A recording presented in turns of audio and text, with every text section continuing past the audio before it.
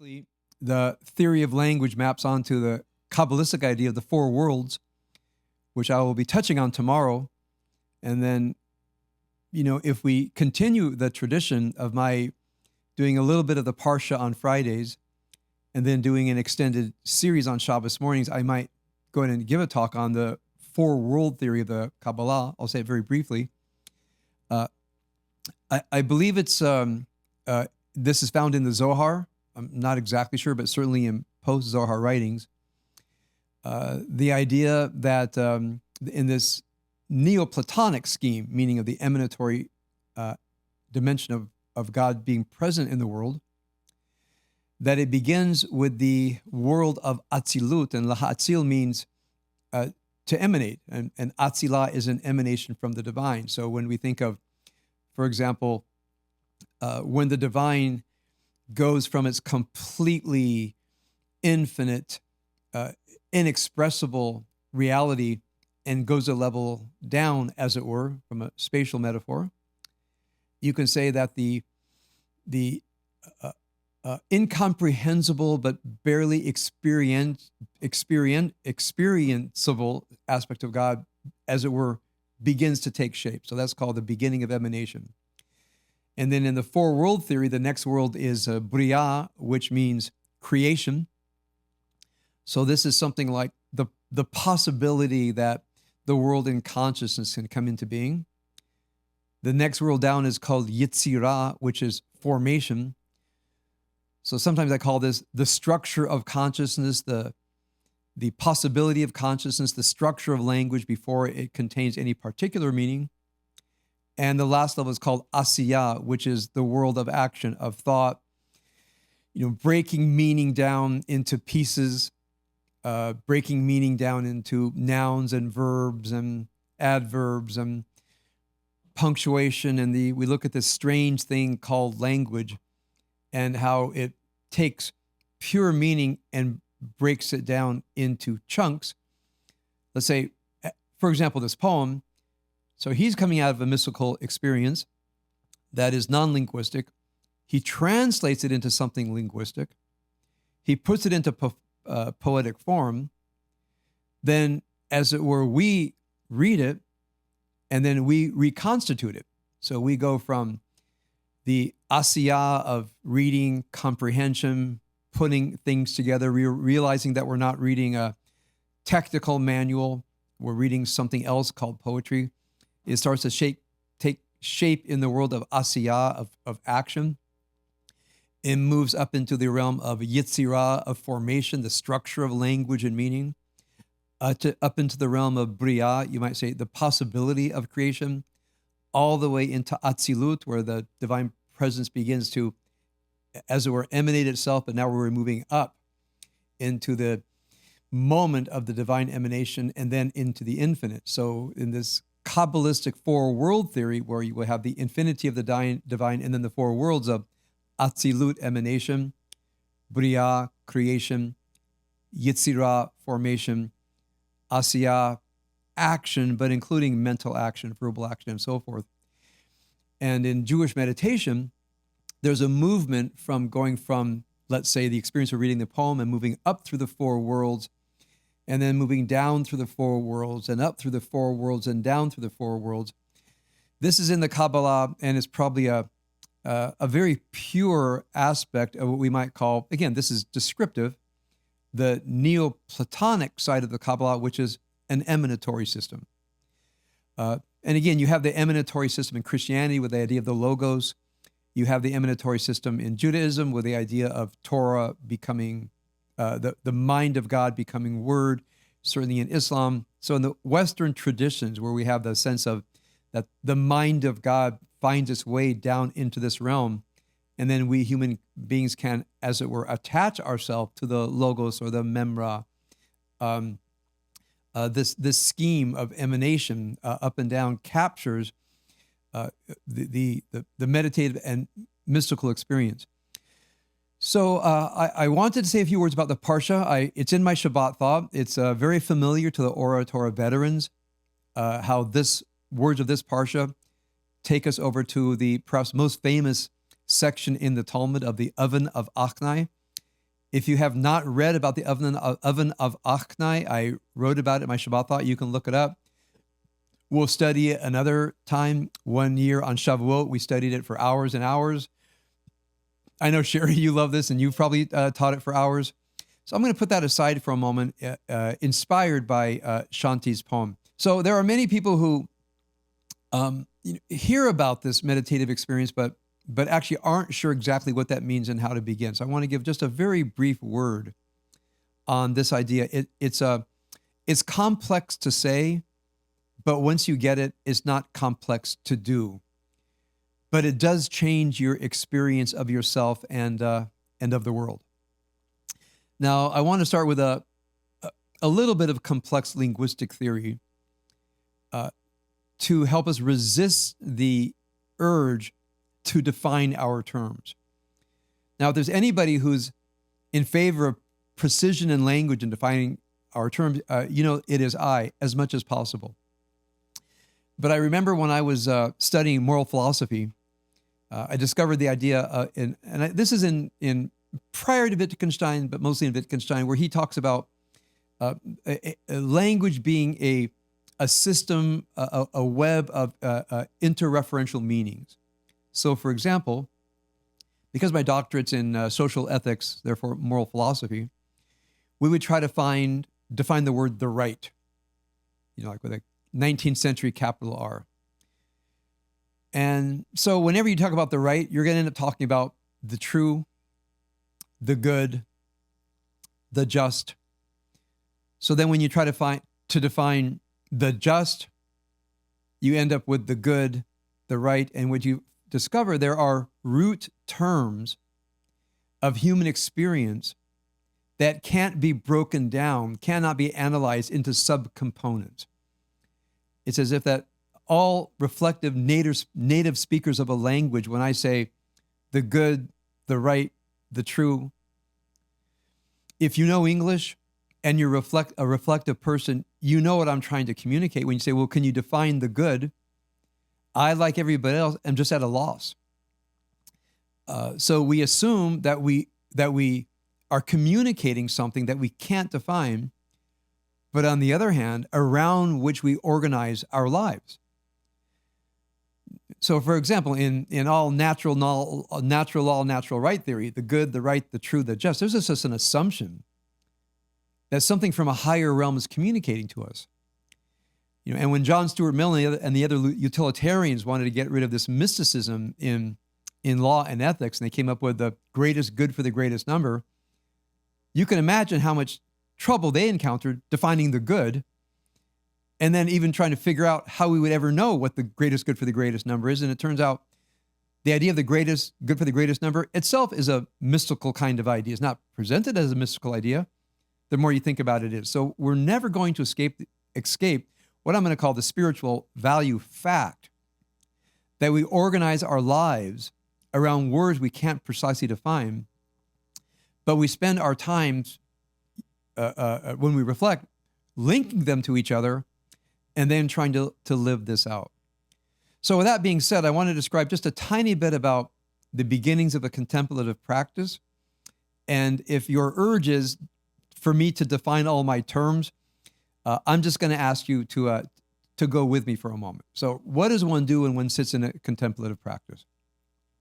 I say that you try to initiate what I call a flow state. And you can look up the term flow state. It exists all over spiritual psychology, and I think in every meditative contemplative tradition. But for me, there's two kinds of flow states. One flow state is as it were, walking around, doing activity flow state. And then there's the flow state of actually a contemplative practice. So what do I mean about the active flow state? Well, there are several levels. I try to characterize the flow state for those who like, as much as I can, descriptions, just 4 words. I could say 10 words or 20 words. I like to use 4. That's the limit of my memory, I think. I like to use mnemonic devices, so I call it the A state. That's a very, very common phrase, the A state. So I like to think of aware, attuned, adaptive, accountable. Okay? Now, you would only assign these words if the situation fits. So for example, I think about this when I go to the grocery store. First of all, I want to be aware of my surroundings. There are other people here. There are customers and salespeople, people who are there because they're working for a living. Don't want to give anybody a hard time. There are customers there just trying to get their victuals, and just want to be aware I am, and even sometimes be aware that someone set all this up and someone did the lighting and someone did the displays. Just be aware. I mean, kind of a miracle of human cooperation. Distant farms getting goods to us so we can come and spend our hard-earned money and take the food home, and this incredible, chain of commerce from the field, to the table. I mean, I don't know if you do, but sometimes I just find it awesome. So I'm aware of what's going on. I might be attuned. I got to get my shopping done. And then I'm attuned to another person, maybe having trouble with a kid. When I walk up to a salesperson, I'm attuned that I'm talking to a person. So I want to be aware of my surroundings in general, attuned to anything specific, then adaptive, because things can change in a second. And so one has to be ready as things shift up. Now that takes training. So part of what's going to be involved is the other flow state, which is the training state, not the inactivity state. So I have the flow state of inaction and the flow state of contemplation, which can help us prepare for the so-called walking around state. And then accountable. If I somehow transgress, step into someone's zone, whatever, I can say, oh, hey, sorry, I really apologize. So I immediately try to be accountable. So how does that shift up? So we have some wonderful musicians here, including Susie and Jean. I've had the honor of hanging on for your dear life, playing with you guys. But, as you guys know, and I try to know, when we're making music, you're not playing notes anymore. You're in a different kind of flow state. Yes, there are chords and there are notes and there are skills, but at a certain moment, you're merging with the music. You're Susie, when I hear you daven at the high holidays, you're not singing notes. You're singing from your heart. Gene, I've seen you play so many times, and just the joy that comes through, the music and your voice and your singing. So think of the flow state. If you say to yourself, well, now I'm going to play a C and now I'm going to sing this word, you're no longer in the flow state. In fact, it's not music anymore. So there's the flow state of music, of ballet, of dancing. I'll even say martial arts. When you get to a higher level of my martial art, Brazilian Jiu-Jitsu, where there's a flow state, and you don't say, well, now I will grab the collar, and now I will grab the sleeve, and now I will move my hips.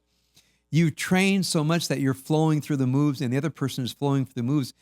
And the joy of the game is not winning. The joy of the game is the flowing. Meaning, if I get tapped out, but I've had a good flow, I'm just overwhelmed with gratitude that we had a good flow. Even if I happen to be out in the so-called losing end, there's no losing when you're flowing. It's all just beautiful. So there are I'll say the flow state of, for example, doing the dishes. So I can do the dish and be distracted, but I can also hold on a second. And there's warm water, there's soap, and this is a fork. I can do this mindlessly. This is a glass. I better be a little more attuned. And so, but just be present to the water, the soap, everything going on, and not be distracted. And it's really interesting when you decide to be in the flow state, you're present, you're aware of where you are. You're attuned when you need to be. Depending on the circumstances, you're adaptive and, of course, accountable. So I'm going to call that in the activity flow state. The flow state, when you do contemplative practice, really only focuses on the first two. I think in every tradition, when we talk about sitting for a contemplative practice, the first problem is what is called, I believe in Hinduism, is the monkey mind, meaning a mind that's swinging from branch to branch, typically problem solving, planning, remembering, where you don't get to a place of stasis of flow. And by the way, when I say flow, I mean like the river. When you try to think of the river flowing, the river's flowing. It's not thinking about where it's going, where it came from. You're not even floating on the river, you are the river. So in every tradition that I've studied, the way that you calm the ever-active mind and go into the flow state is to use the hook of the breath. Now, why the hook? Because when you're doing something, the hook is the thing you're doing. But when you're simply sitting for a contemplative practice, there's no hook. So the mind can go crazy. And if you've ever tried to meditate, you've experienced this. It's not that difficult of a thing with some practice. And people say, I can't calm my mind. I say, well, you work on it like anything else that's valuable. You focus on your breath to the point that you can only experience your breath and your body. You experience the breath going in, you hold it in your lungs, the breath going out. You feel the breath coming in and you suddenly feel your body oxygenated and the breath going out. So there's this rhythm of breath and body, and you move into a flow state. Now, once you're in the flow state, there are many possibilities. By the way, one reason I'm primed for this discussion, because Rob and I spoke about this for almost 2 hours straight this afternoon. When you're in the flow state, sometimes it's the mystical experience. You're sitting in Wyatt's cafeteria, you're watching people, you're breathing, you disconnect from the line, the serving line, and you suddenly have this experience of the lines connecting everybody's spirit. And then the word line brings up the idea that it's lines of poetry and everything's a poem. And people go through their informal experiences of what the Kabbalah calls the four worlds. And there it is. It's just there waiting for you. And that's a mystical experience. And you come out of it. What's the there for? What do you do now? Life has depth. Other people have souls. Every line of connection to another person is a line of poetry. And poetry rests in a pre-linguistic, prior world of meaning, ocean of meaning that attempts to percolate itself up into our lives. So the therefore of this practice is life has meaning. Life is deep. In fact, in my virtue classes where we'd go through, virtue as restraint, having people calm down, virtue as wisdom as rationality, being able to think well about your life, then down into the practice of working with ego states, the quiet, the attention that is required to go into the flow state so you can actually observe what's happening inside you is very difficult for people. And so I would say you first have to master the basic levels of going into a contemplative practice. You might go into a mystical experience. Go there. The last one might have been a year ago, as this poem seems to imply. Sometimes I feel the archetypal depths of my soul, going into the cave system. I've talked about the sunken ocean liner. Sometimes just go right into an archetypal journey because it's calling me in. Sometimes it's mystical, sometimes it's an archetypal journey, but sometimes it's a disruptive ego state. Sometimes there's pain, anger, resentment, guilt, shame. I never know what I'm going to find when I go into that contemplative flow, but I trust that my inner life will tell me. If my inner life says the deepest mystical meaning of life, well, that's where I go. If my soul says time to take a journey, that's where I go. If things are quiet, I will go with what my first intention is when I do my contemplative practice, which is working with my ego states. I mean, that's my announced intention to myself. I'm not stuck on it, which means if my soul says mysticism, if my soul says archetypal journey, I'll go with that. But if nothing comes up, I'll say, well, let me work through any disruptions in my ego states. I have the classic that I always talk about. Nothing comes up. I have a few minutes. I might go into a memory. I might go into something. But as long as I use that 5 or 10 minutes that I'm sitting in that, what I call contemplative practice, to do some kind of inner life work, whether it's basic inner life work of managing ego states, and I talk about this extensively, and I will talk about it again, whether it's the call to the archetypal journey, whether it's the call to the mystical. And by the way, for many people, such as our poet tonight, it erupts into a poem. By the way, for some of us, and I know this includes many people here, it erupts into the desire to read poetry. I mean, sometimes I'll come out of that state and I say, well, for me, I got to go to Psalms, or I have to go to Rilke or some other great poet. Shanti, I love the websites that you send us to. You never know what's going to come next. I try to give it at least a few minutes a day. I'm not talking more than about 15 minutes for everything because I have a day to get through. However, just going into that contemplative experience, starting with the flow, that flow prepares me for the flow when I get in my car, the flow when I go to the store, the flow when I go to my martial arts club, the flow of what it means to sit and talk to people. Sometimes I kind of have a feeling that I need to drive my point home. And then I say, actually, I don't.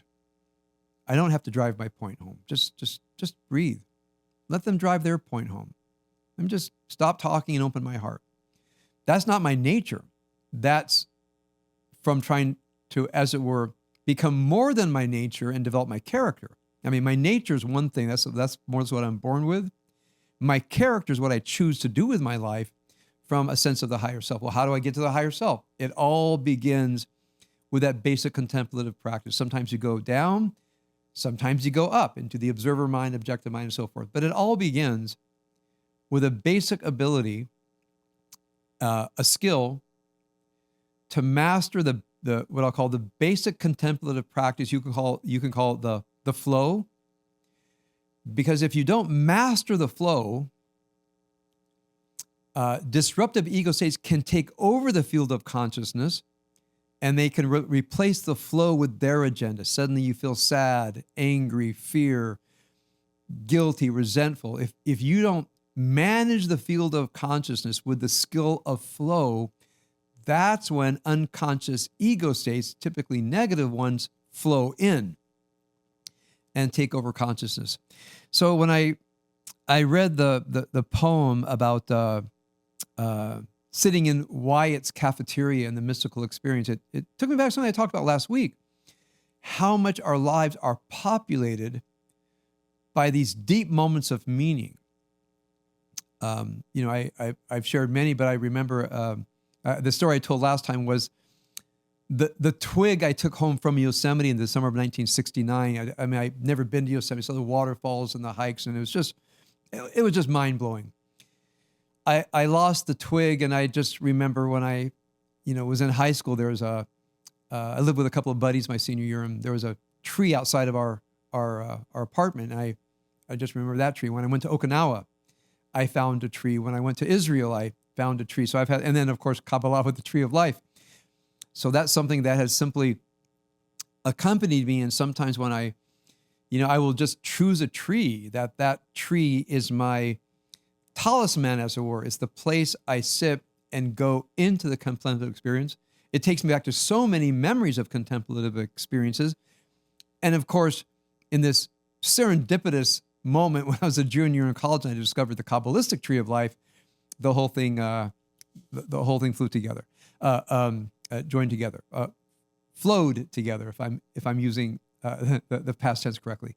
So I want to offer to all of you tonight, some of you have, when you hear meditation, when you hear mystical, it just sounds too abstruse. It's not who you are.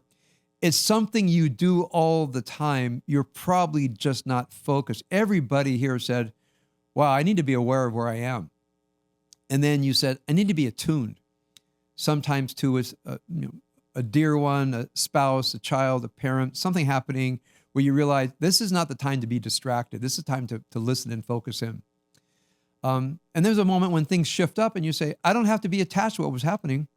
One thing I say to people is, what you really want to do is get from a bad moment to a better moment. So just be adaptive. Someone's having a tough time. You don't have to go with them. Just adapt and attach yourself to the better moment to come. And of course, be accountable. Many people have a tough time saying, that was a mistake. I shouldn't have said that. Can I get a rewind? You practice that. You just practice being accountable, aware, attuned, adaptive, accountable in the activity realm.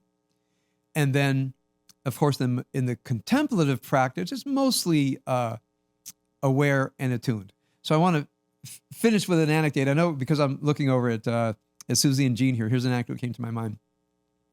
I'm counseling a young man, and he's a gifted LA musician. And, I heard a couple of tracks that he put online. A wonderful band. And the band broke up. Not because they weren't great musicians, but because they couldn't listen to each other. They couldn't talk to each other without exploding and getting resentful and pushing their agendas. Somebody asked me, well, did I see the movie Get Back? I had to stop watching. I got so sad. I thought, wow, these enormously gifted young men, all around 30, had no idea how to talk, how to connect to each other. It made me so, I'll finish it eventually, but I see so much beauty in relationships, in families, parents and children, in couples. If they could have a practice of being in the flow state more, if they could have a practice, what I call the contemplative practice, where you evaluate your life, where you go down to those deeper levels, you reach the world of spirit, you spend time there every day, you start to know what's important. And the most important thing about our lives, whatever your agenda is, whatever you got to get, whatever you got to have, the most important thing is you have a soul. The most important thing is that other people have souls. And the soul is not of your own creation. I mean, something is arising within you, something that is so far beyond us. And if you can tap into that, then, that's the thing that we serve. So what I want us to think about tonight is this idea of setting up, maintaining the deeper contemplative practice that can then shape what I'll call the inactivity contemplative practice. Keep in the back of your mind, I'll talk about this more tomorrow morning, the kabbalistic theory of four worlds. What happens is life just becomes filled with meaning and purpose. All the things that people want. I want my life to be more meaningful. I want more purpose in my life. This is exactly, from my mind, the exact technology of how you do that.